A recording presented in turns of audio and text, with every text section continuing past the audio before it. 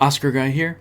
Welcome back to my Oscar predictions for October of 2024. This is part 2 where we'll be covering all of the technical categories, the below the line categories in part 1, which you can check out on my channel if you haven't seen it already. We covered all of the above the line categories, best picture, director, the acting categories, and the screenplay categories, and in this video we're going to be covering everything else. We're going to maybe go through them a little bit quicker because we don't have all of the answers in every category by any means. It's still pretty early in the season, but we're going to go through them anyway. We are going to start with international feature. Here we go. So international feature, we got Amelia Perez at the top, and then we have The Seat of the Sacred Fig. I have I'm Still Here at number 3. I have Universal Language from Canada at number 4. And then number 5, I have The Girl with the Needle from Denmark. So Amelia Perez, I think, is the clear front runner. That was submitted by France, thank goodness. That's probably going to have the most presence out of every international film in the race. It placed at TIFF. It's been getting great reception. The film has some detractors here and there saying it's a bit all over the place, a little bit messy, but the people who are into it really, really love it. It's definitely a crowd favorite in some aspects. It is threatening to get into picture. I think it will get into picture. We've seen it time and time again. There's always that one international feature that gets into Best Picture, and I think this is going to be the one this year. So it'll probably get into picture. It might even slip into director for Jacques Audiard, Carla Sofia Gascon, Zoe Saldana, Selena Gomez. All of these women will probably get nominated. I think it'll surprise me if none of them will get nominated. If anything, SAG Ensemble is like a shoe-in. As far as international feature, I think it's pretty easy to say that Amelia Perez is the top. Threatening for that number 1 spot, though, is The Seat of the Sacred Fig, which I think is easily number 2. It was submitted by Germany. We all know that Iran is not going to be submitting any films that kind of go against their political stances and the political climate, so there was no way in hell this was getting submitted from Iran. I think Germany has a hand in distributing it or producing it or something, but turns out that Germany submitted it. So it is most likely, if not most assuredly, getting in. First, it needs to be shortlisted, of course, but it'll probably get in. I've been hearing wonderful things about I'm Still Here, submitted from Brazil. Has a great lead performance by Fernando Torres. Universal Language, I've heard some buzz about as well. I hear it's a little strange, a little out there, but international feature, the variety of the types of films seem to be pretty broad, so I could see that possibly getting in as like one of the more comedic, more light tone films in the top 5 here, and this is from Canada. So I got it in for now. We'll see what happens with it. And then at number 5 we have The Girl with the Needle, which is submitted by Denmark, and Denmark has a really great track record for getting shortlisted and getting nominated for international feature. That, in combination with the reception of The Girl with the Needle, it performed very well at the Cannes Film Festival. I hear it's kind of a harrowing but necessary watch. I don't know. I feel like that could happen for sure. If we just look up the stats for Denmark at the Oscars. Long punched above its weight at the Oscars. 14 nominations and 4 Oscar wins. The last one was, of course, Thomas Vinterberg's Another Round, which won in 2021, and he was even nominated for director that year. I just have a feeling that'll happen. So, but underneath the line here, we have Kneecap from Ireland, which I've heard great things about. Not quite as much buzz as some of these other films, but I've heard very good things about it. And Ireland does pretty well with international feature as well. Vermiglio from Italy I have in the top 10 here. I want to say it won a prize at the Venice Film Festival. I want to say it won either the jury prize or a director prize or something. Don't know how correlative that is to this category, but I have that in just because it's been getting that buzz. At number 8, I have Flow, the animated film submitted by Latvia. I've heard wonderful things about that, so I have that in the top 10 for now. Grand Tour from Portugal was submitted. That won Best Director at the Cannes Film Festival, and I've heard good things about it as well. So that's at number 9. Armand from Norway, I've heard good things about. And then Cloud from Japan, I have in at the bottom here. Like the 4 and 5 slots, are a little shaky for now, but I think these top 3 are pretty solidly in there. Again, we'll need to see what films make the shortlist, and then from there we will update our predictions then. So that is international feature. Let us move on. To animated feature. At number 1, easily, is The Wild Robot. I've heard incredible things about this film. I've heard that it is the pinnacle of DreamWorks animation, which is saying a lot since they've been around the block quite a bit. I've heard nothing but great things. I still need to see it. I've been needing to see it. I've been putting it off, and I got to go see this movie because I've heard that it is, it's got a great cinema score. It could possibly even be a screenplay contender. It could be a contender in score. But as of late, the animated feature nominees aren't really getting nominated really anywhere else. It's not really happening. It didn't happen for Spider-Verse. It didn't happen for Boy and the Heron. And we saw it before with Pinocchio. So even if it's like capable, even more than capable of getting nominations elsewhere, I doubt that it'll happen. But if anything, it will definitely get into animated feature, and it is definitely threatening to win. Inside Out 2, I think, is not a close second, but solidly second. That would be kind of a crazy upset for it to win.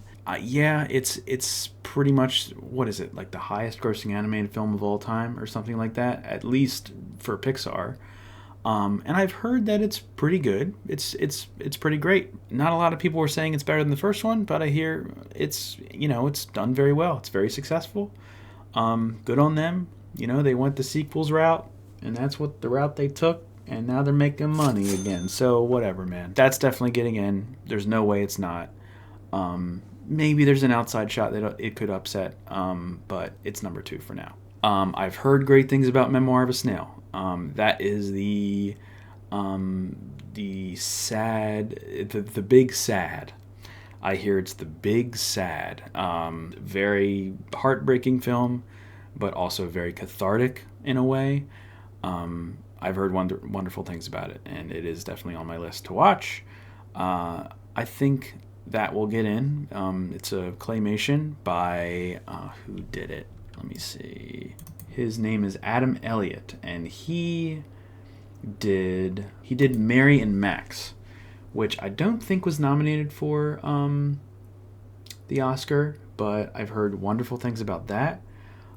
He did win an Oscar for Best Short Animation for Ernie Biscuit, and that was in 2015, so he has that going for him. So I got that at number 3. We'll see where it goes, but the buzz is very good on it, so I got it in. Number 4 is the new Wallace and Gromit film, Vengeance Most Foul. And in fact, a trailer came out, and I have not seen it yet. But the Academy tends to like this studio, the Wallace and Gromit people. So I got it in tentatively for now. And then at number 5, we have Flow, which I mentioned in the previous category. I hear great things about it. I have that in for now. Underneath the line, we have Piece by Piece, which could very well sneak into the top 5. I don't think a Lego animated movie has ever been nominated for animated feature, which is insane because the one year that the Lego movie came out, it swept every best animated feature category almost that year, and then it wasn't even nominated for animated feature.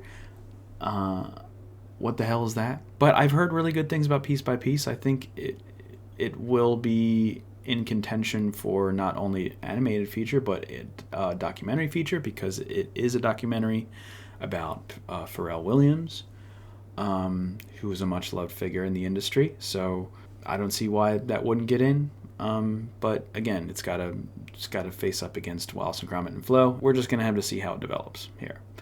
Moana 2, that's coming out soon, apparently. When's that even coming out? Is there even a trailer for it?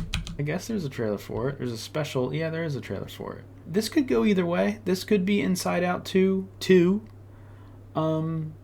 Inside Out 2 as well. It is coming out around Thanksgiving, so we're gonna have to see how that shapes up. But you know, I'll keep that in the top 10. It could be Wish, but it is a sequel.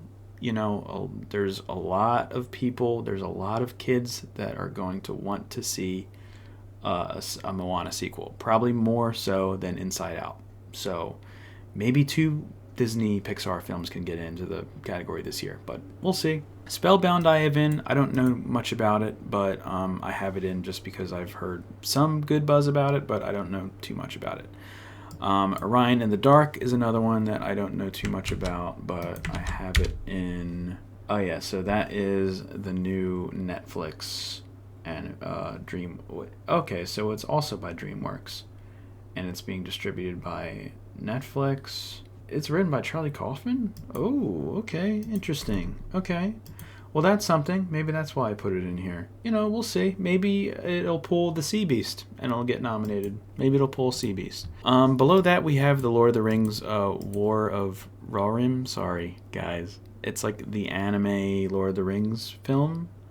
I'll just put that at the bottom. I don't know, near the bottom. We'll see what happens. I can't really expect it, but it's there. And then I randomly have this Sirocco and the Kingdom of the Winds film. No one else really has this film in their predictions, much less even know what it is. It's being distributed by G Kids, and it's a French film, and it looks fascinating. It looks gorgeous. It looks beautiful. It looks like it's like a mashup between Miyazaki and like Yellow Submarine-esque, you know, characters and settings and stuff. It looks cool, and you know, something told me to kind of just throw it in there. You know, I don't know. It's probably not going to go anywhere. Maybe it will. Maybe something will catch on, but that's at the bottom of the list. Whatever. But that makes sense to me. Wild Robot, Inside Out 2, Memoir of a Snail, Wallace and Gromit, Flow, or Piece by Piece or Moana, kind of sneaking up. Makes sense to me. Let's move on. Best cinematography. At number 1, we have Lal Crawley for Lal, you know. I mean, what a name. From what shots I have seen of The Brutalist, it looks incredible. It's shot on 70mm or 35mm, one of those. It looks great. So that could, you know, maybe pull off a surprise win, but right behind that, I think we still have to consider Greg Fraser for Dune Part 2. Dune Part 2 had immaculate cinematography, and you know, we all remember what swept in 2021. The first Dune swept pretty much all of the techs in 2021. Then again, it didn't really have a lot of competition from what I remember, but I think that is easily number 2. Number 3, I've heard that the cinematography in Maria is very wonderful. From Edward Lockman, one Edward Lockman. Yeah, so he was nominated for Far From Heaven, he was nominated for Carol, and he was nominated last year for El Conde. Now, El Conde was in black and white. Maria is not. But I think he still threatens to get in here because he's Edward Lockman, and I hear it's wonderfully shot. One of the best aspects of that film other than Angelina Jolie's performance, so I have that in the 5 for now. What is also beautifully shot is Conclave, Stefan Fontaine. He shot Captain Fantastic, he shot Elle, he shot A Prophet. He's been nominated for a bunch of Caesar Awards. He actually won a couple of Caesar Awards. So, yeah, we'll see. It's shot very well, but not sure if I think, but I have it in the 5 for now anyway. And for right now, this might be a stretch, but I have Nickel Boys at number 5, shot by Joe Mofray. I may have talked about Nickel Boys in its presentation. It's very experimental, POV esque presentation and cinematography. I hear it's kind of groundbreaking in that aspect. That could be a really cool like cinematography pick. I don't know. That is at number 5 for now, but I would understand if it missed. But technically, I hear it's commendable. Maybe more so the direction is commendable than the cinematography itself, but I have that in. And right under the cusp, I have Joker Folie à Deux at number 6.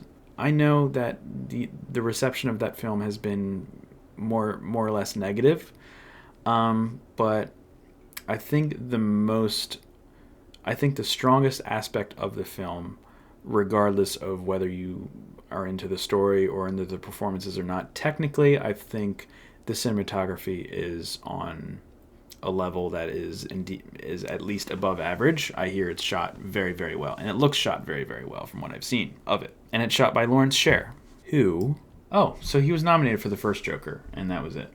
And of course, he lost to Sir Roger Deakins for 1917.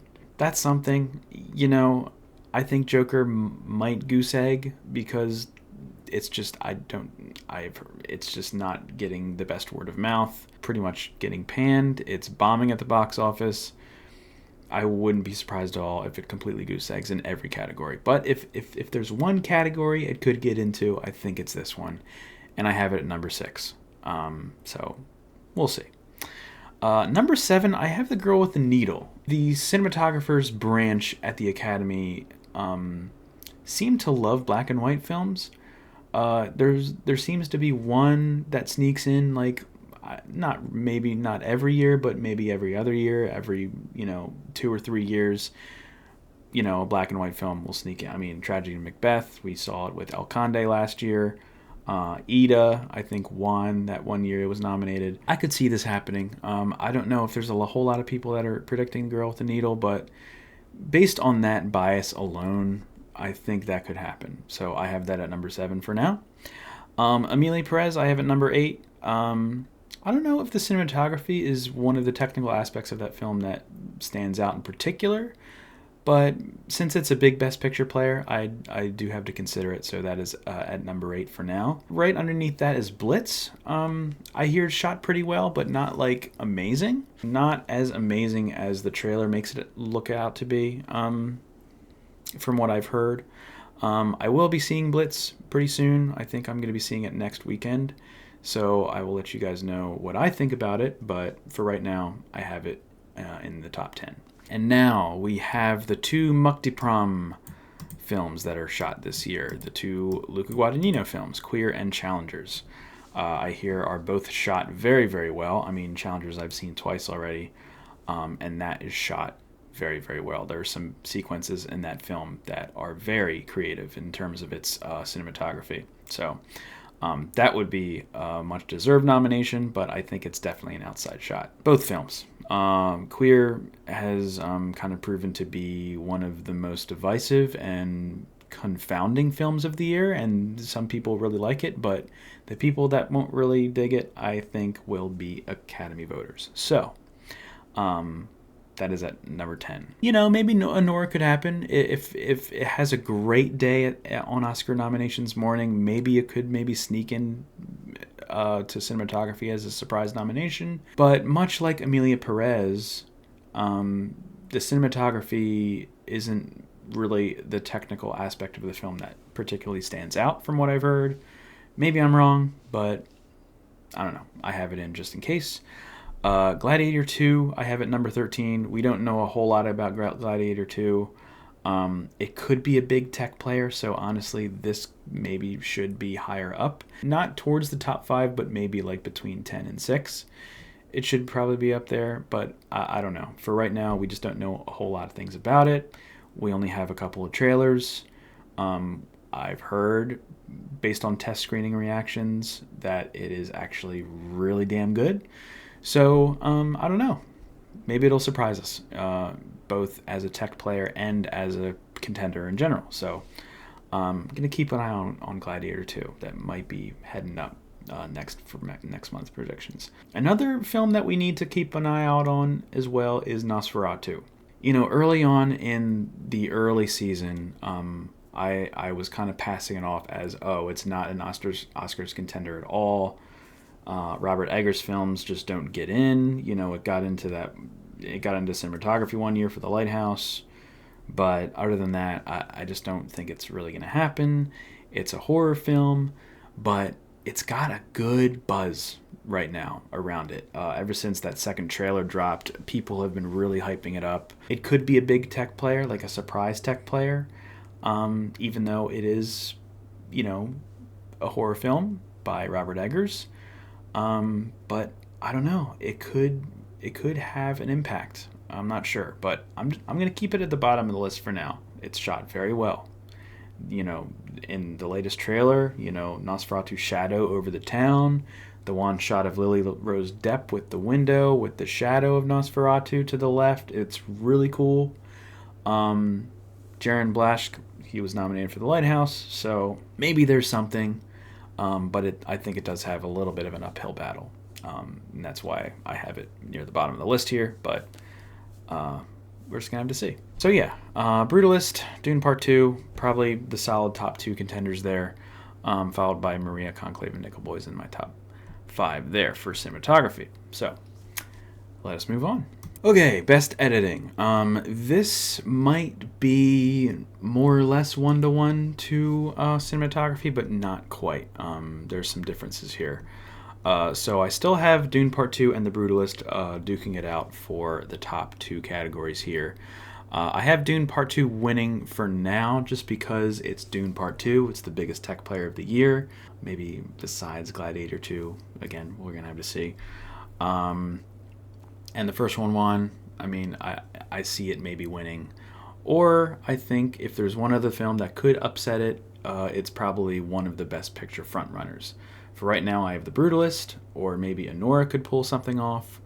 I'm not sure how often a film wins editing where the film in question is edited by its own director, in this case, Sean Baker for Anora. That could be a stat that maybe goes against that possibility. And that's probably why I have it number 3 instead of number 2. But I do have those two duking it out for that number 2 slot. Underneath that, we have another Best Picture player, Conclave, Nick Emerson. We'll see what happens there. Nickel Boys editing is really unique. I know there's probably a lot of long takes in that film in regards to its POV shots. It could be a kind of a cool nomination there. Duking it out for that number 6 slot, right below the line rather, is Saturday Night and Gladiator 2. I think those could probably threaten to get into the top 5. I hear Saturday Night's editing is pretty snappy and really on point, although there are a lot of long takes in that film as well. Long take movies don't always perform the best when it comes to best editing, so I don't know. I have that just missing the top 5. And again, Gladiator 2, big tech player, big question mark. Maybe that could get in. Maybe that will be the tech player that competes with Dune Part 2 in all these tech categories. So I have that listed here, albeit at number 7. Blitz, maybe a possibility. Blitz could maybe squeeze into some techs here and there. I haven't heard amazing things about it. I hear it's pretty solid. Probably like a 10, 9, 8, maybe 7 Best Picture. It's probably somewhere in that range, the bottom 3 of the Best Picture nominees. Sing Sing, another possible Best Picture nominee, September 5th, is down here as well. I don't know why I have Queer at the bottom of the list here. I don't really see that happening, but I hear some of the editorial choices in that film are quite bold. I don't know. Maybe that's why I have it in, but I just don't think it's going to happen. It's at the bottom of the list here. So yeah, that's editing. Pretty quick and easy category for now.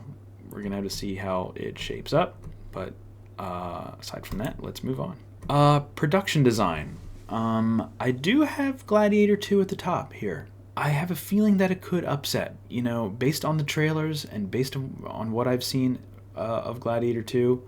The sets look incredible. I mean, they recreated ancient Rome. It is just, I don't know. I feel like it will threaten. I think it might challenge Dune Part 2. Dune Part 2 might end up winning anyway, and I won't be surprised. But for right now, I have Gladiator 2 at the top. We'll see what the guilds do. At the end of the day, we're just going to have to see how the race shapes up. But for right now, it's definitely Gladiator 2 v Dune Part 2. v. Wicked, because I've seen some production design shots of Wicked and it looks immaculate as well. So I think those three are the top three. Well, maybe it's a solid top five because I've heard that Blitz has wonderful production design and The Brutalist has wonderful production design. The Brutalist is about a architect, for God's sakes. So, it would make the most sense, especially if it's a double-digit nominee film. The Power of the Dog got into production design, for God's sakes. I mean, I can definitely see it happening. And then Blitz production design, a lot of action set pieces in that film, from what I hear. So, I don't know. That five seems pretty solid to me. Nosferatu production design looks great based on the trailers. Maybe that could threaten to get in. Conclave production design, while kind of it's a little more bare bones in comparison to some of these other films, it does look impressive. Same thing with Maria and Saturday Night. Some of the period production design things the Academy typically goes for as well, so depending on how big of a player Saturday Night is, for right now it's kind of losing steam. It's not really quite there. That's why I have it in kind of down there a little bit at number 9. The Substance could pull off something. The Substance has been getting pretty incredible word of mouth, even since my part 1 video. There's so many people talking about it, praising it. The word of mouth on it is just incredibly, incredibly strong. And it will be up to the Academy to respond to it in the same way. So it could sneak into some techs. It definitely has an uphill battle in regards to some above-the-line nominations, especially picture, director. I think it's more likely to get in director than picture. But I think cinematography could be a possibility. I don't even know. I don't think I even had it listed for cinematography. But production design, it definitely has like a Kubrick-esque vibe in terms of its production design. A lot of like The Shining influence in it. It looks immaculate.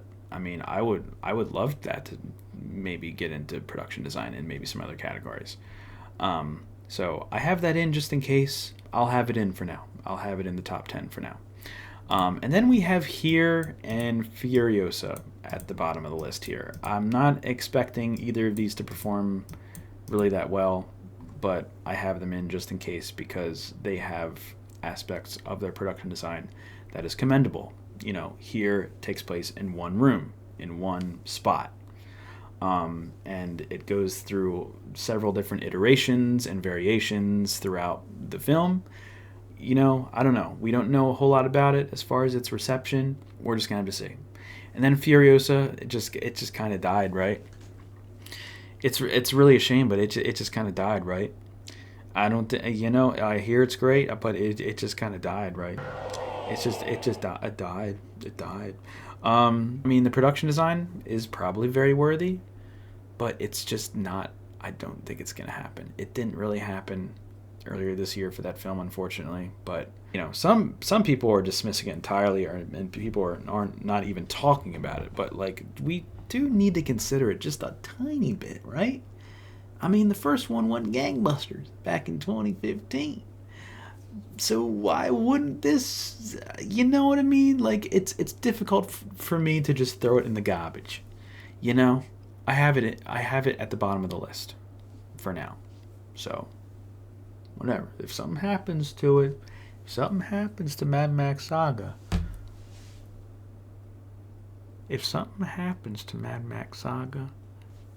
come back to this video and give me a wink.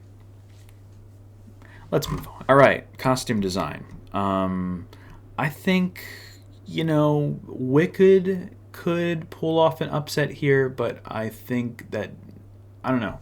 I have Dune Part 2 at number 1 for now. Jacqueline West is Academy royalty when it comes to costume design. The first one won.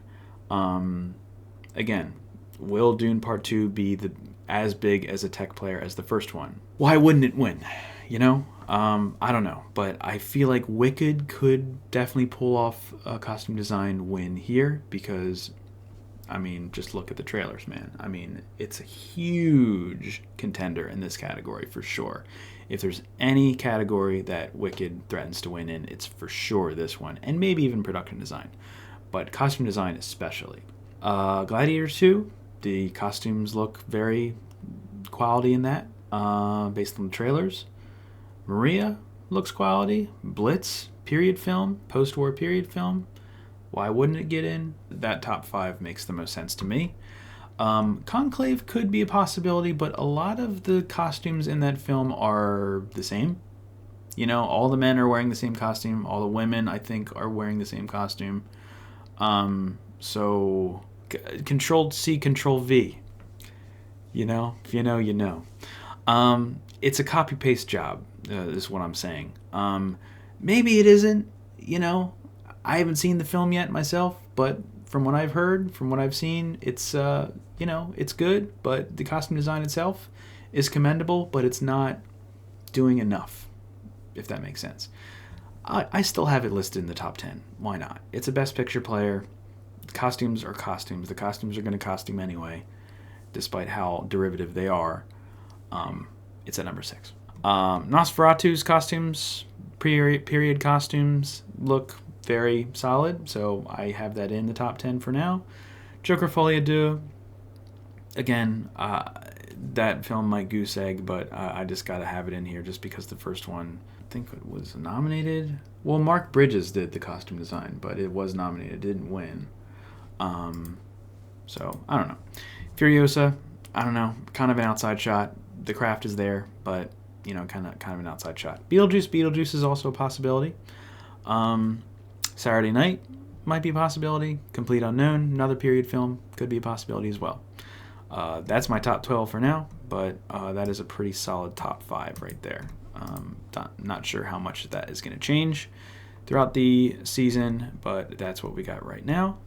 Let us move on. Makeup and hairstyling. Substance, dude. Substance.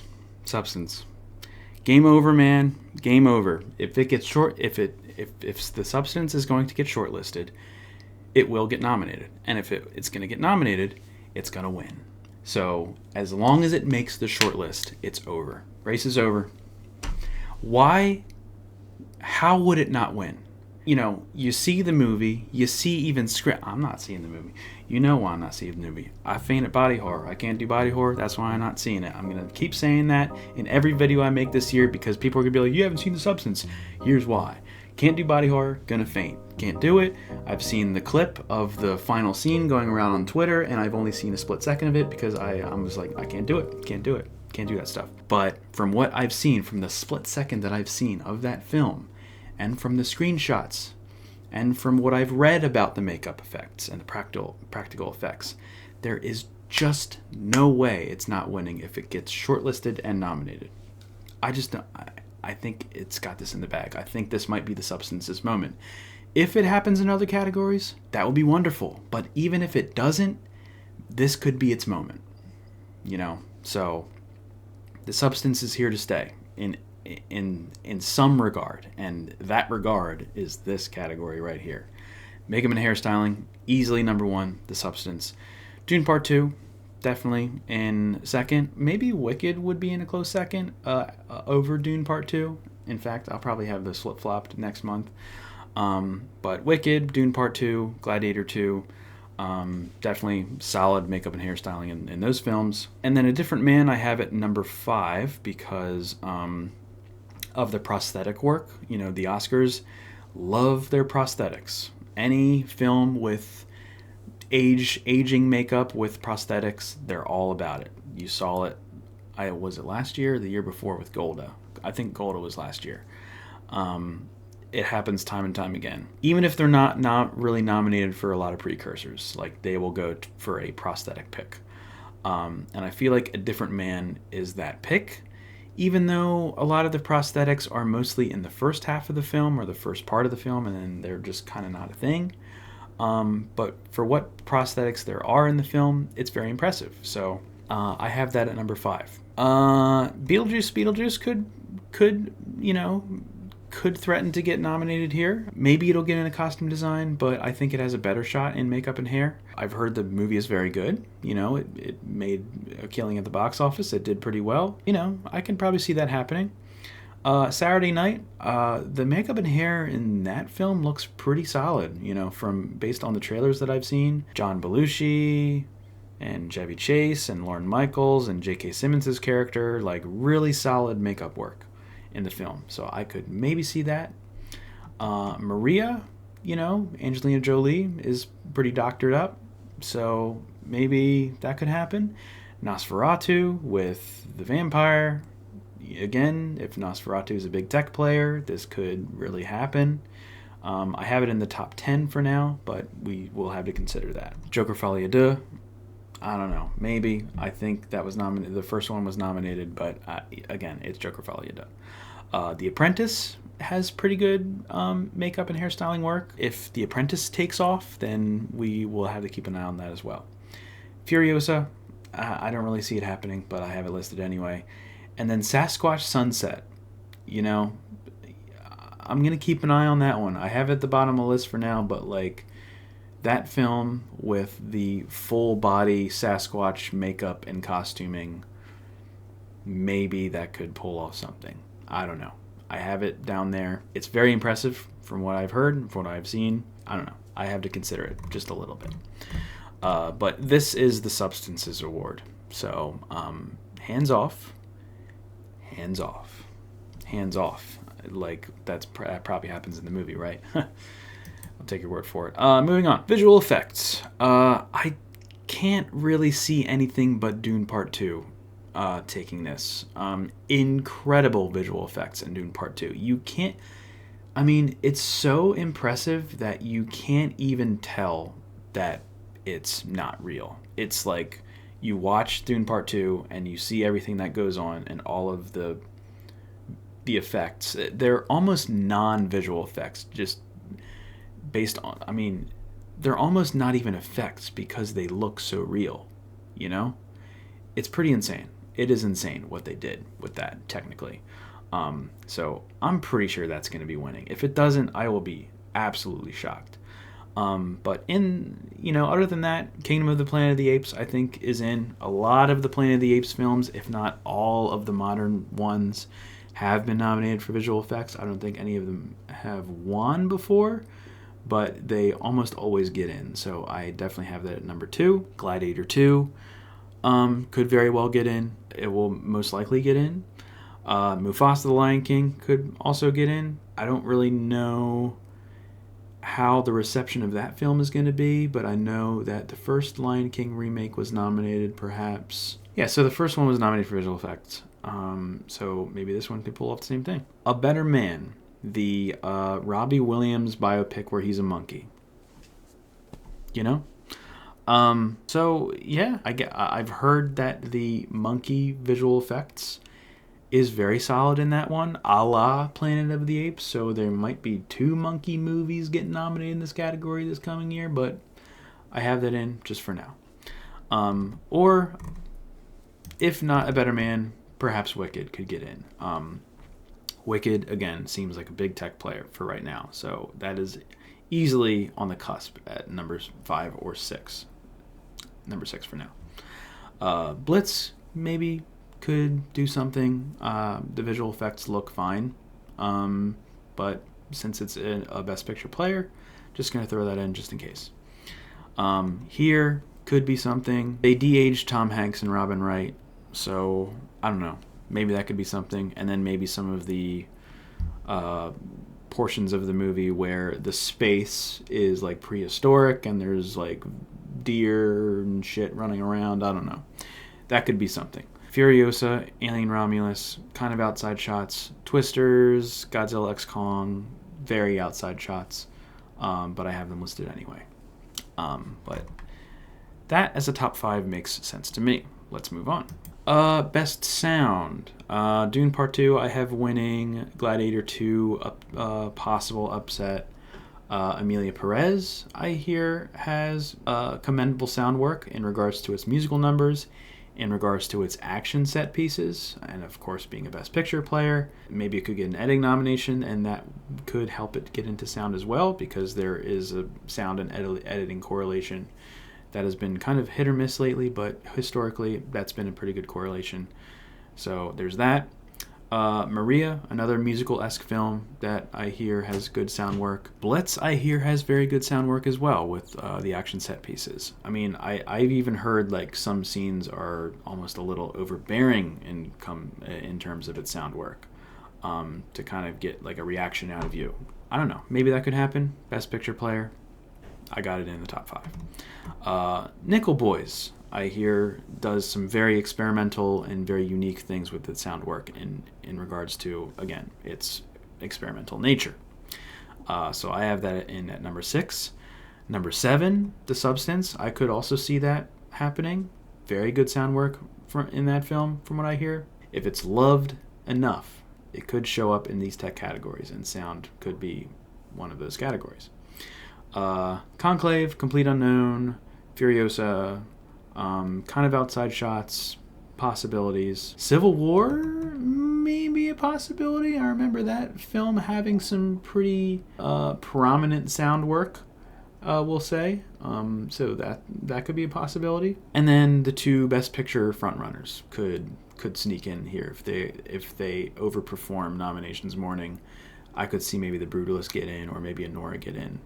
I could probably see it happening, but it is at number 13 and 12 respectively for now. Twisters, I think the first one was nominated. I think it lost to The English Patient, but that one was nominated because the sound work was so at the forefront and so groundbreaking at the time and so a thing of its time. And I hear that the new one, Twisters, isn't really at the forefront anymore. It's kind of come and gone, and it's there. It's at the bottom of the list. I don't expect it to do anything, but it's here just because the first one was nominated. So that's sound. Let us move on. All right, we have a couple categories left. First being original score.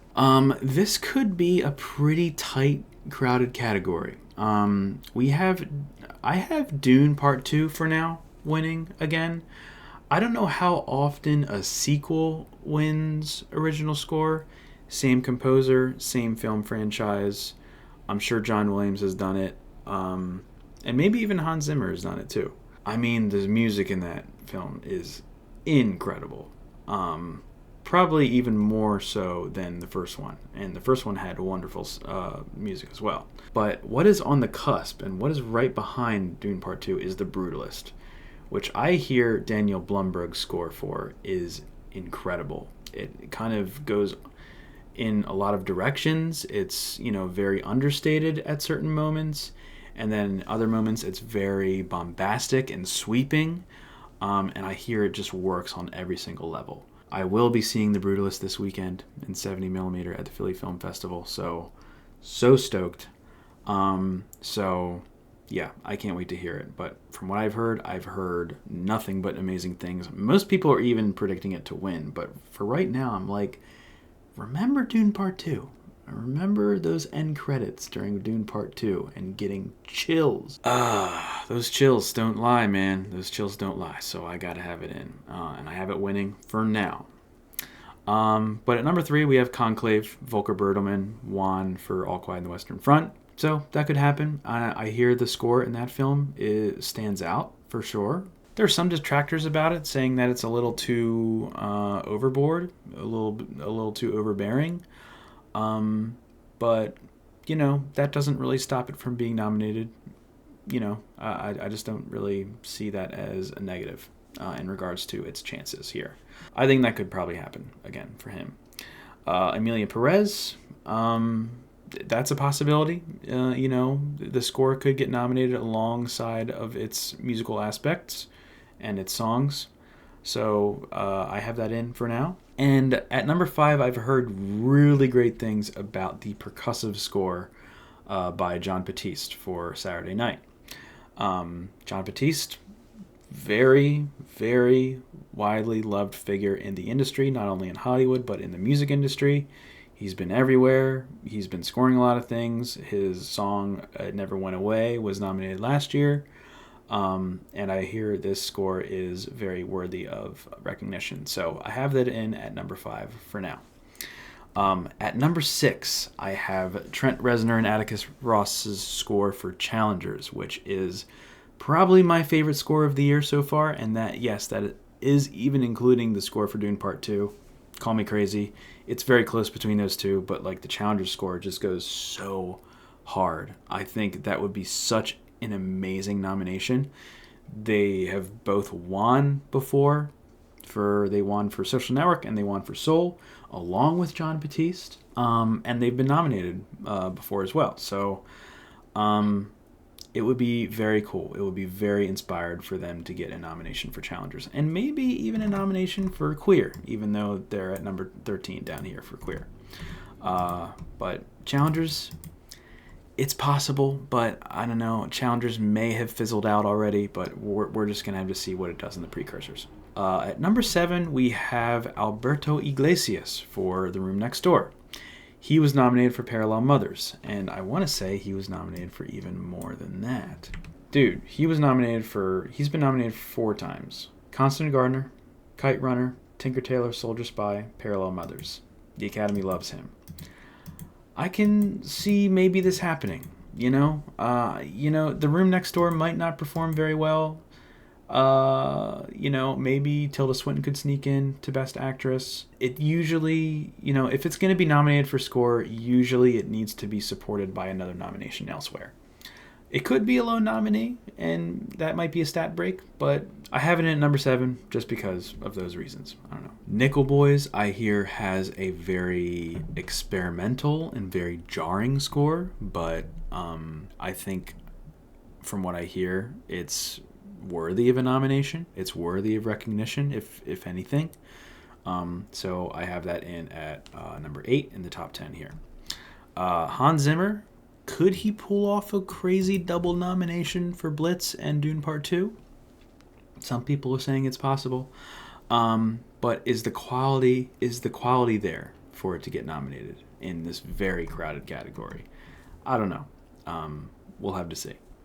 The Wild Robot, I hear, has a fantastic score from Chris Bowers. From people who have seen it, they say that, that should definitely get into score.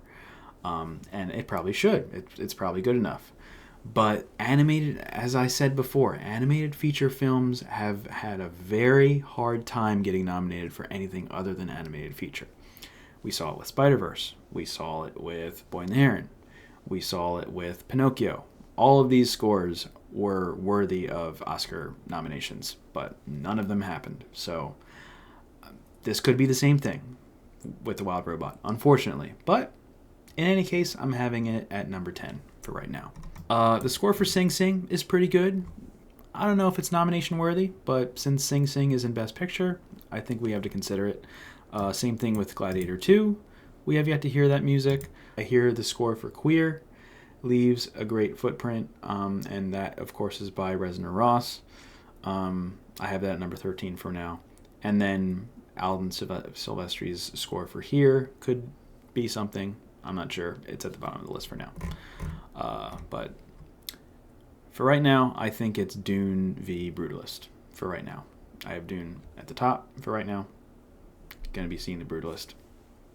I'll get back to you. Let's move on. Okay, I think we'll do one last category.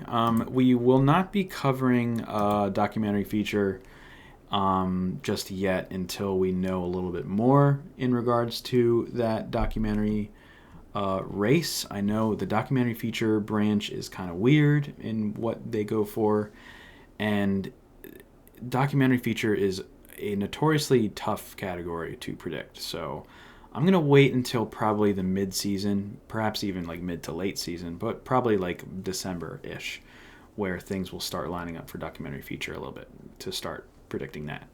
And then the shorts categories, I usually don't predict those until late season anyway. So the last category we'll talk about here is original song, which we still don't know a whole lot about, but for right now, these are my 5. El Mal, which I believe is it could be like the showstopper tune of Emilia Perez, or It could be the tune that is kind of at the heart of the film. That could walk away with original song. Like a Bird from Sing Sing. I don't see why that wouldn't get in. Very solid song. That is the heart of that film as well. It's played during the end credits. I can definitely see that happening. Piece by Piece, in Piece by Piece, that could probably get in. Mi Camino is the other tune from Emilia Perez that I hear also has a shot to get nominated, so I have that in the top 5.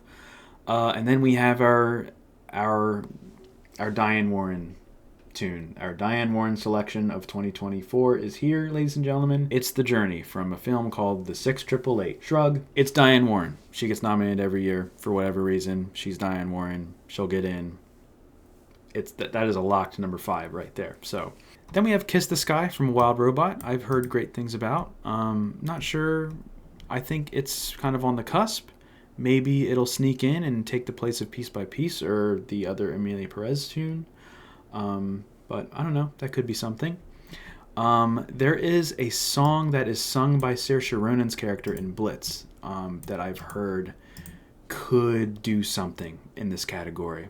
I don't know how sure that is, but I have it listed anyway. I don't even know if it's going to be campaigned or submitted or what. That is here. We have the 2 Moana 2 songs here. You know, kind of a shrug for right now, but they're listed here. The song from Will and Harper Go West. Harper and Will Go West. And then we got Forbidden Road from Better Man. I guess that's a Robbie Williams song. Claw Machine from I Saw a TV Glow. And then Compress Repress from Challengers, which is the end credits song. I don't really see that really going anywhere. That would be really cool.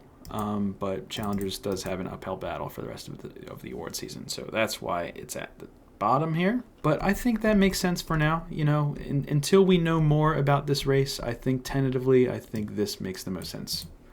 So Emilia Perez, watch out. I think that's it for October 2024. Those are my Oscar predictions. Those are the below the line technical categories. I will be at the Philadelphia Film Festival this weekend. And next weekend, I am going to be seeing Anora, The Brutalist, A Real Pain, Nickel Boys, and Blitz, and possibly Conclave if I have time. So by next predictions video, for sure, I will have that additional insight. So stay tuned for that. So until then, I think that that's going to do it for me. I'll catch you on the flip. Oscar Guy is out.